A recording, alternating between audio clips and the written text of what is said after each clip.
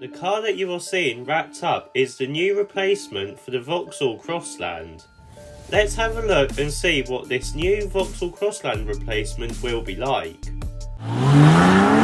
Hello everyone, welcome to Everything Cars and More. This is the #1 place to be for car news and reviews.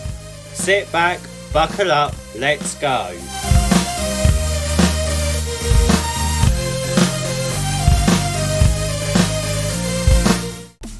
So, looking at the overall shape of the new Crossland replacement, we can see that it will grow in height, length and width. The ride height is also slightly higher than the normal Crossland, and this new model will also be fully electric as well as petrol hybrid. We also get some new wheel designs, and we can see that the new Vauxhall visor is at the front too.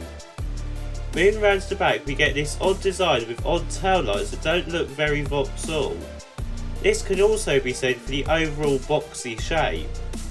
This is because there is speculation that the new Vauxhall Crossland replacement is going to be using the upcoming Citroën C3 Aircross body with the Vauxhall front and rear end.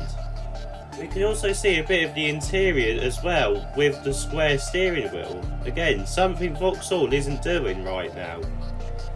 In this picture, this is the rendering that I have come up with that will show you what I think the new Vauxhall Crossland replacement will look like.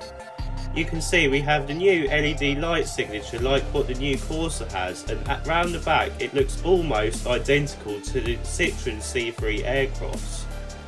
You may also notice the name, the Frontera. This is because there are also rumours that the Crossland name will retire and this new car will be called the Frontera, hence the boxy shape. What do you think of the new upcoming Vauxhall Crossland or Frontera? Let me know in the comment section below and I'll see you in the next video.